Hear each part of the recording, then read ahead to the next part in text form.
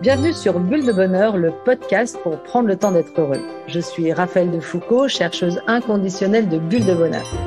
Aujourd'hui, nous vous proposons le numéro 98.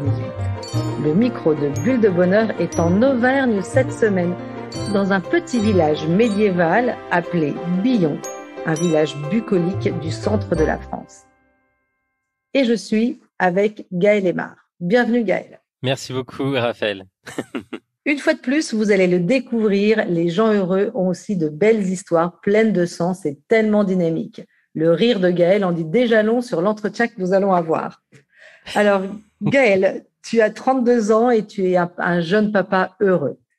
Tu es un ancien Petit Prince. Les Petits Princes, c'est une association qui réalise des rêves des enfants malades. Et aujourd'hui, tu souris à la vie et tu la croques à pleines dents.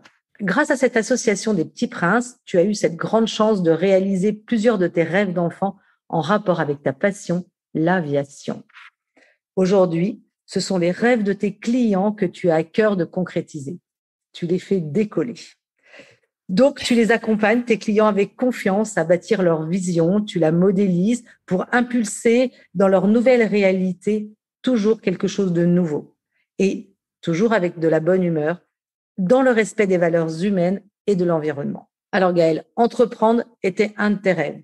Le voilà réalisé. Tu es entrepreneur depuis 5 ans et tu poursuis en parallèle ta transformation intérieure afin d'accompagner au mieux tes clients dans un projet plein de sens qui leur ressemble.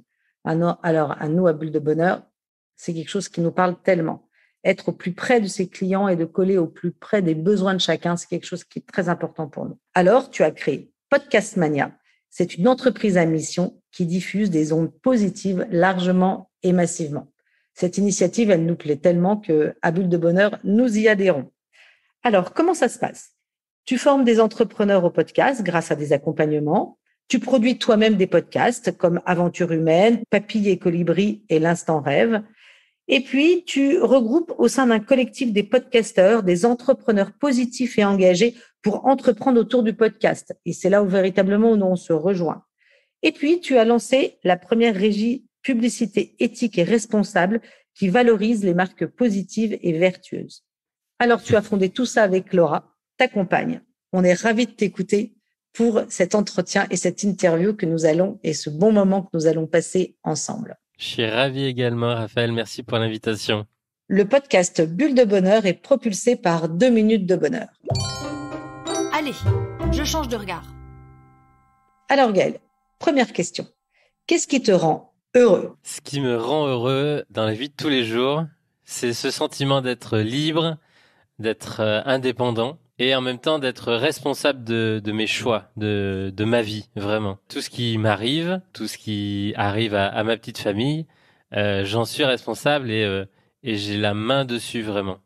Ça me rend heureux. Ce que je fais des 24 heures de ma journée, c'est hyper important pour moi de le maîtriser le plus possible, on va dire.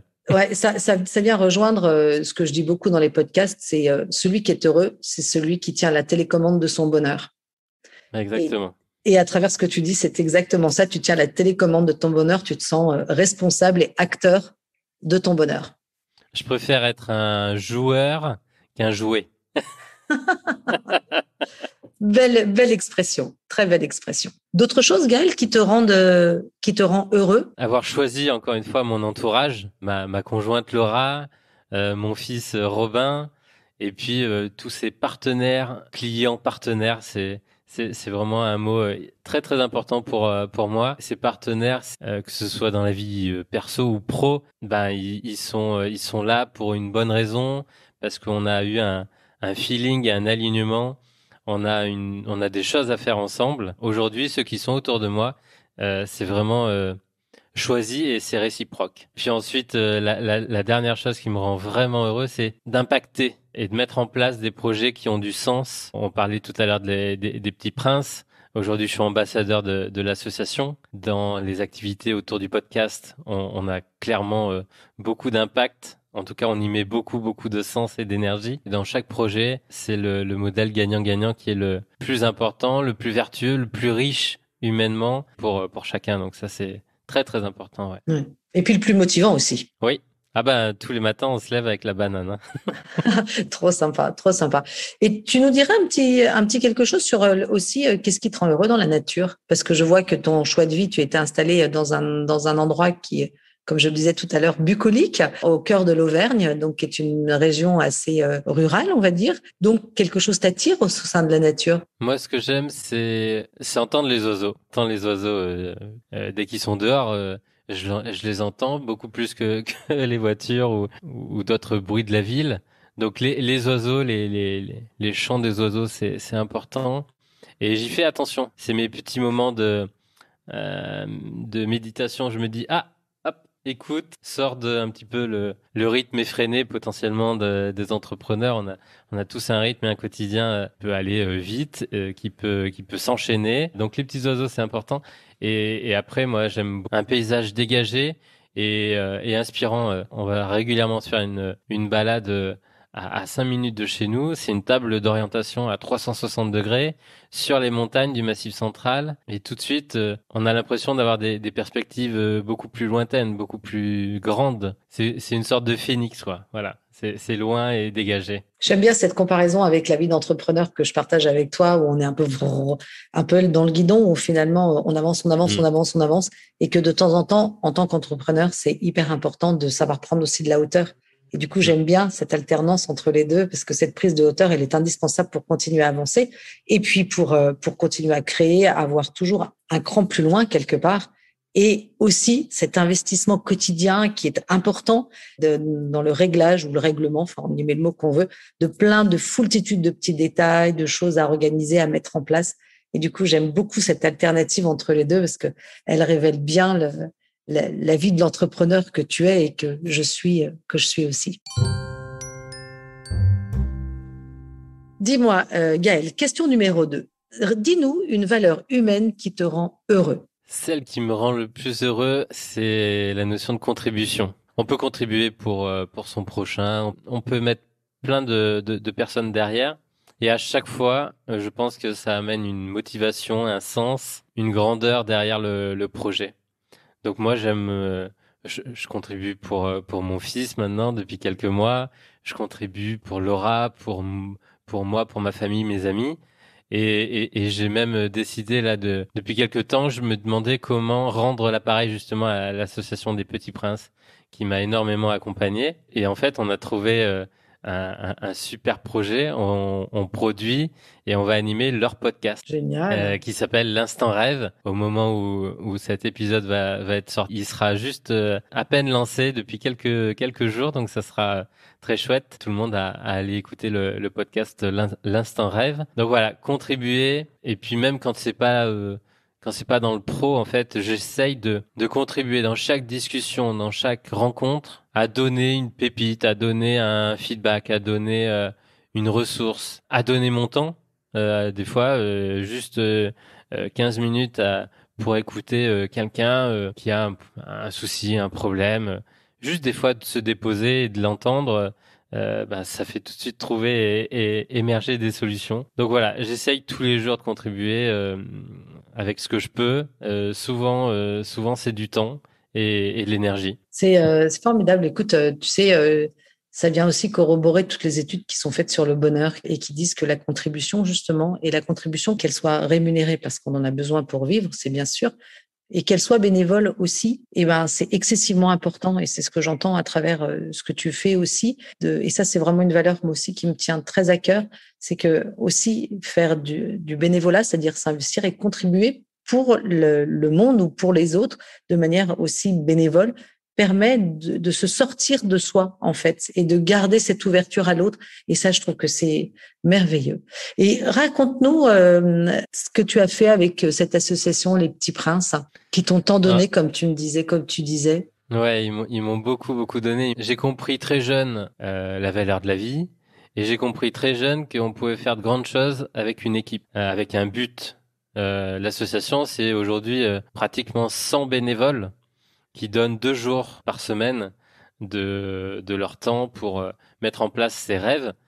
Et donc ça a une valeur inestimable pour moi. J'ai pu concrétiser 4 rêves de mes 11 ans à 18 ans. donc en rapport avec ma passion pour l'aviation, pour l'espace. Le premier, c'était de voler.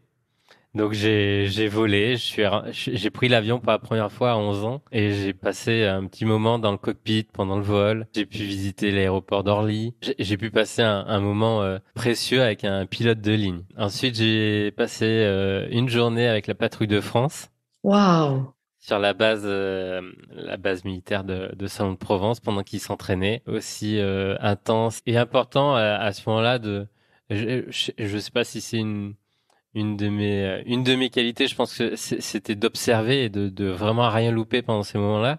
Donc j'ai aussi compris la force du collectif grâce à cette immersion très jeune. Et puis le troisième rêve, c'était de passer 3 jours sur le Charles de Gaulle, le porte-avions français. Wow, génial! Donc, tu es allé à Ah, Toulon pour ça?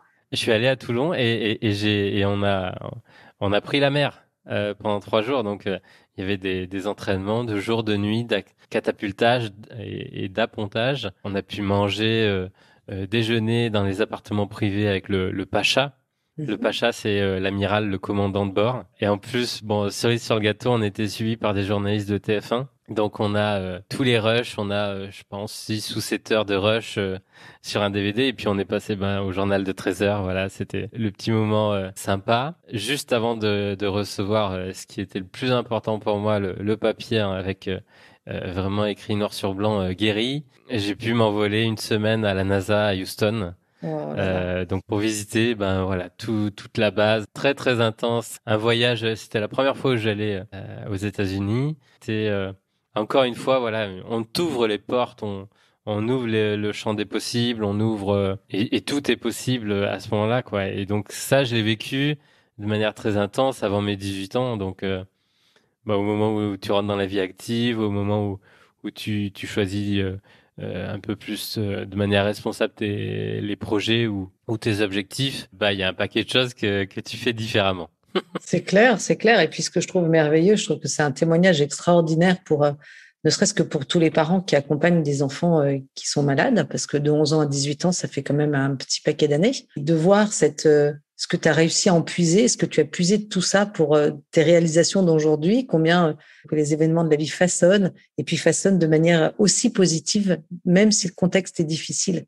Et que d'avoir pris conscience à travers tout ça de la force du collectif, c'est aujourd'hui exactement ce que tu es en train de reproduire dans ce que tu fais. Donc, je trouve que l'association est merveilleuse et encore merci à cette association Petit Prince d'accompagner. Et comme oui, je le disais, j'en ai parlé dans un autre podcast là quand j'ai interrogé Benjamin Zimmer là sur Rêve de senior qui a été créé par Silver Alliance. C'est la même chose, c'est permettre à des seniors de pouvoir vivre des rêves et que du coup, quel que soit l'âge qu'on ait finalement, quel que soit l'état de santé dans lequel on est, le rêve, on y a toujours droit. Et ça, avec le 2 minutes ensemble, un de nos jeux, c'est exactement ce qu'on travaille. Notamment, voilà, l'imaginaire a toujours sa place, quelle que soit la situation dans laquelle on est.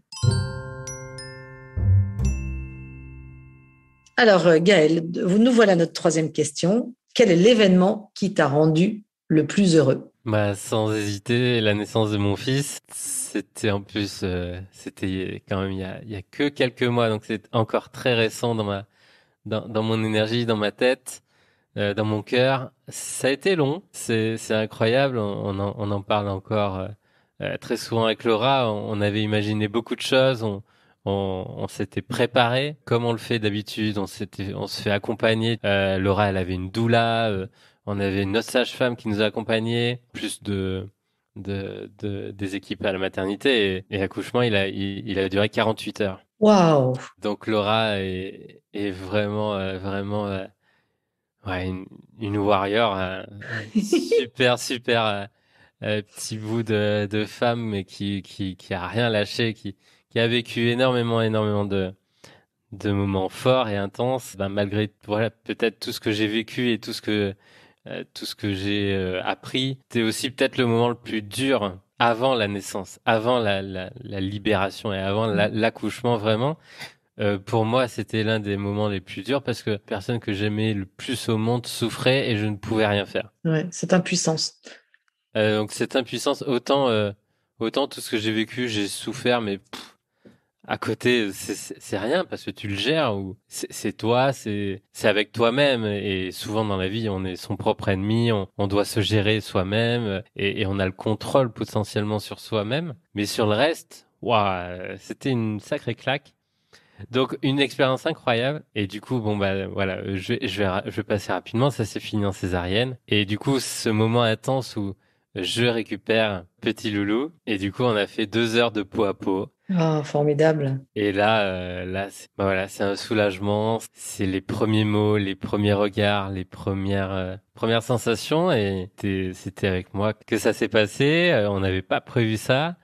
Et pourtant, bah voilà, ça s'est fait comme ça et c'était parfait, c'était ok. Et j'ai tout fait pour voilà pendant ces 2 heures lui parler de sa maman et quand elle s'est réveillée, c'était chouette de remettre Robin dans ses bras. Voilà. Donc moment évidemment intense en énergie, en émotion, tout ça en plus dans un contexte évidemment historique de pandémie entre deux, trois confinements. Intense mais magique et magnifique, extraordinaire. Mhm. Ah, ça, mais et puis la découverte de l'enfant qui en fait nous force, nous adultes, à finalement nous adapter, hein, parce que on les règle pas comme un problème, comme Exactement. un fichier Excel, en disant Ah tu oui, vas dans la case 1, dans la case 2, ben non, c'est à nous de nous adapter par rapport à. Et de temps en temps, ça nécessite des petites acrobaties. tous les jours. Tous les jours, on doit s'adapter. Et à partir de ce moment-là, il y avait plus d'habitude, plus de routine, plus de tout ce que tu as pu mettre en place avant dans ta vie d'entrepreneur, de chef d'entreprise, d'essayer de maximiser tout ce que tu fais pour impacter, contribuer encore plus. Bon, bah là, tu te prends une claque et tu te dis, bon, tu vas arrêter de contribuer autant à droite et à gauche. Et là, il y a un gros focus qui s'organise et qui se met en place. Donc, on prend la chance des choix qu'on a fait précédemment parce que, ben, voilà, les 6 derniers mois, on a pu les passer avec lui à trois, sans rien louper quasiment. Ces premiers mois, ce départ-là dans la vie, il est essentiel, il est intense, il est riche. Et il te bouscule, oui, il te pose des questions, il te fait énormément avancer. Et le fait d'être entrepreneur, de pouvoir travailler chez soi, d'adapter ses horaires, d'adapter l'intensité de ses projets, ça vient valider, voilà, une vraie validation de tout ce qui a pu se passer et se mettre en place avant. Ouais, comme quelque chose qui en fait s'organise un petit peu différemment, un quotidien qui s'organise eh ben, avec ce petit bonhomme plein de surprises. Alors Gaël, notre quatrième question, ton secret pour être heureux. Pour être heureux, j'ai une habitude que j'essaye vraiment de tenir, c'est tous les jours, avant de me coucher, d'identifier les 3 choses que j'ai vécues dans la journée et qui m'ont rendu heureux, fier, satisfait, qui m'ont nourri. Et je m'endors pas si j'ai pas ces 3 pépites qui du coup, bah, à mon avis, me mettent dans un bon état pour faire un bon dodo. Et du coup, si on fait un bon dodo, on se réveille aussi avec une bonne énergie et on se concentre bah, sur les bonnes choses du quotidien. Tu touches du doigt le pouvoir de la gratitude, hein, clairement. Exactement. Il est immense. Il est immense. Et peut-être pour préciser, j'ai pris vraiment cette habitude-là. En fait, à un moment, j'ai cru avec tout ce dont on vient de se dire et que j'ai déjà évoqué. Quand j'ai reçu ce papier guéri, j'ai cru que j'allais être heureux tout le temps et en fait, je suis passé d'un extrême à l'autre. J'étais devenu une personne qui se célébrait trop et qui pensait avoir tout compris dans la vie, n'avoir rien à apprendre parce que bah j'avais vécu une sacrée expérience certes, mais j'étais dans un extrême. Donc je faisais beaucoup la fête, je profitais beaucoup, je pensais que beaucoup de choses m'étaient dues, je pense. Et ben c'est là où la magie de la vie est a encore une fois opéré. J'avais tout pour être heureux et j'ai eu un grave accident de vélo que j'ai eu tout seul, comme un grand, et qui m'a obligé, voilà, à repasser une bonne partie d'un été à l'hôpital, complètement couché, à l'arrêt. C'est là où j'ai pris conscience que, voilà, il me manquait des choses dans ma vie pour vraiment être heureux. J'étais pas peut-être le bien entouré, dans la bonne région, avec un job salarié, bien payé certes, dans une belle région à Annecy, tu vois. Il y a évidemment pire, mais j'étais pas aligné, j'étais pas dans ma mission. Et c'est vraiment à ce moment-là où j'ai décidé de contribuer. J'ai repris contact avec l'association des Petits Princes. À ce moment-là, tu vois, j'avais tout coupé. Voilà, j'étais un vrai merdeux, hein. À ce moment-là, c'était pas compliqué. Et ça, c'était voilà, il y a 7 ans. Et ton accident t'a fait prendre conscience que c'est pas parce que tu étais guéri qu'en fait tu allais être heureux. Les études du coup, je reviens à mes études sur le bonheur parce que je trouve que cet entretien est incroyable parce que tu viens poser des exemples concrets des résultats de toutes ces études en fait et qui disent qu'effectivement être heureux c'est pas ce qui se passe dans la vie, c'est pas les événements de la vie, c'est pas sa santé, c'est pas ça contribue que 10% à sa perception du bonheur. Mais en fait, c'est les 40% sur lesquels on a du pouvoir, c'est la manière dont on regarde les événements, c'est y mettre du sens, c'est avoir une vie plaisante. Et du coup, c'est ce que tu as touché du doigt, j'imagine, dans ta réflexion à l'hôpital ou avec cet arrêt brutal de cette vie un peu de fête. Moi, je me souviendrai toujours au moment où ma tête, mon casque, il s'est cassé en deux, hein, au moment où je touche la route, où je percute la route, et je me retrouve un peu sonné, mais je me suis dit, oh quel con. Et ça voulait tout dire. C'était pas oh quel con pour l'accident, c'était oh quel con pour tout ce que je faisais avant, qui n'avait pas de sens et qui m'apportait vraiment pas plus de bonheur, pas plus de sens. J'étais pas plus heureux, au contraire. Et c'est vraiment ça. C'est qu'est-ce qu'on fait de sa vie. Et j'ai compris là que j'avais été guéri, que j'avais pu guérir, que j'avais pu m'en sortir. J'avais une chance d'avoir eu des clés jeunes, justement, des clés importantes et des ressources, des expériences importantes pour faire quelque chose par la suite. Pas pour juste faire le beau sur le lac d'Annecy, quoi. Ouais. Et hop, je me lance. Question suivante. Quels sont tes 3 synonymes de bonheur? Moi, à chaque fois que je partage, que je découvre et que je partage un repas, qu'on est autour d'une bonne table, pour moi, ça, c'est le bonheur. À chaque fois qu'on peut partager quelque chose, c'est toujours riche. Quand je découvre quelque chose, que ce soit un livre, un podcast, un nouveau parcours, une nouvelle histoire, une nouvelle clé, un nouvel enseignement, c'est très très riche, très intense, et ça fait toujours partie de mes pépites de gratitude à la fin de la journée. Et quand je suis autour d'une bonne table, dans un restaurant, avec amis, partenaires, famille, là, je crois que il y a rien qui existe autour, et je suis dans un moment présent heureux. Heureux. Alors Gaël, notre dernière question, en 2 minutes, qu'est-ce que tu as envie de proposer à nos auditeurs pour qu'ils soient plus heureux? Pour être plus heureux, il y a peut-être deux choses qui reviennent, qui sont très présentes dans notre entretien. Je dirais faire consciemment préparer un repas avec et pour les gens qu'ils apprécient. Qu'on soit fort en cuisine ou pas, ça c'est pas important. Quand on fait cette démarche, qu'on prépare, qu'on invite, qu'on réfléchit à qu'est-ce qu'on va cuisiner, et que ce soit un dîner gastronomique ou juste une quiche lorraine, c'est génial et ça nous rend heureux. En tout cas, moi c'est le cas. Laura est beaucoup plus bien plus douée que moi, mais quand on le fait ensemble et quand on se met dans cette dynamique, c'est toujours un super moment. Et puis après, je vous invite aussi à ce soir, quand vous allez vous endormir, à penser à trois pépites qui se sont vraiment bien passées. Voilà, rendus fiers, satisfaits, heureux dans la journée. Ouais. Ah, c'est le pouvoir de la gratitude. J'ai la même pratique que toi, figure-toi, Gaëlle, et je fais la même chose le soir quand je m'endors.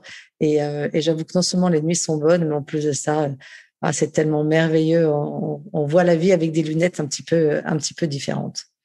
Donc ça, c'est vraiment super. Surtout en ce moment, c'est très utile. Allez, juste encore une pépite, c'est couper toute la télévision, les notifications, les informations, la presse, les actualités. Je pense que ça fait un moment, ça fait aussi depuis cet accident, je n'ai pas de télé, je ne regarde pas du tout ça. Et en fait, ça ne me manque absolument pas. Et tout ce que je dois connaître, toutes les actualités même qui me concernent directement, pas en tant que chef d'entreprise, en tant que voilà, toute cette veille-là, elle m'arrive à moi quand même par un autre biais et ça évite vraiment d'absorber des ondes très très négatives. Voilà, ça c'était cadeau. Ouais, je partage complètement. Je pratique aussi les mêmes choses. Alors, Gaël, il y a une tradition à Bulle de Bonheur, c'est qu'on termine tous nos podcasts avec une petite mousse. Cette petite mousse, c'est une citation. Alors, évidemment, je suis allée chercher une citation d'Aviateur et j'en ai trouvé une et qui, je trouve, se met vraiment bien à propos par rapport à tout ce que nous avons échangé. Elle vient de Charles-Auguste Lindbergh et qui dit « L'aventure est dans chaque souffle de vent ». Alors, je crois que maintenant, dans ton petit coin d'Auvergne, quand tu vas voir un petit peu de vent, faire bouger les feuilles des arbres, peut-être que tu veux dire, peut-être il y a une aventure qui se cache là derrière. Toujours, c'est comme ça dans la vie. Chaque expérience, chaque obstacle, chaque chose qui bouscule, quelques heures, quelques jours après, quelques semaines, quelques mois, on comprend. Et on est un pionnier de l'aviation comme Lindbergh, il en a connu. Ouais. Et puis il a dû vivre des vents pas forcément toujours très favorables. Alors, avec Bulle de Bonheur, prenez le temps d'être heureux. Merci en tous les cas, Gaël, de ce moment partagé ensemble. Un grand merci pour encore une fois cette invitation et tout ce concept de bulle de bonheur, c'est et 2 minutes de bonheur, c'est voilà, c'est que des ondes positives et c'est ce qu'on veut partout dans le monde à mon avis. Ah ça, j'arrête pas de dire si chaque personne pouvait vivre au moins 2 minutes de bonheur chaque jour. Voilà, moi quelque part c'est un petit peu mon ambition. J'essaye à ma petite contribution de pouvoir le faire. Merci Gaëlle. Merci pour votre écoute. Si vous avez aimé, dites-le nous avec 5 étoiles. Laissez vos commentaires et envoyez des bulles de bonheur à vos amis et partagez ce podcast. Inscrivez-vous à la newsletter en allant sur notre site 2 minutes de bonheur pour être notifié des prochains épisodes. C'est aussi très facile de nous trouver sur les réseaux sociaux, Facebook et Instagram. Il suffit de chercher 2 minutes de bonheur. Bulle de bonheur est propulsée par 2 minutes de bonheur, des outils pour créer du lien et prendre le temps d'être heureux.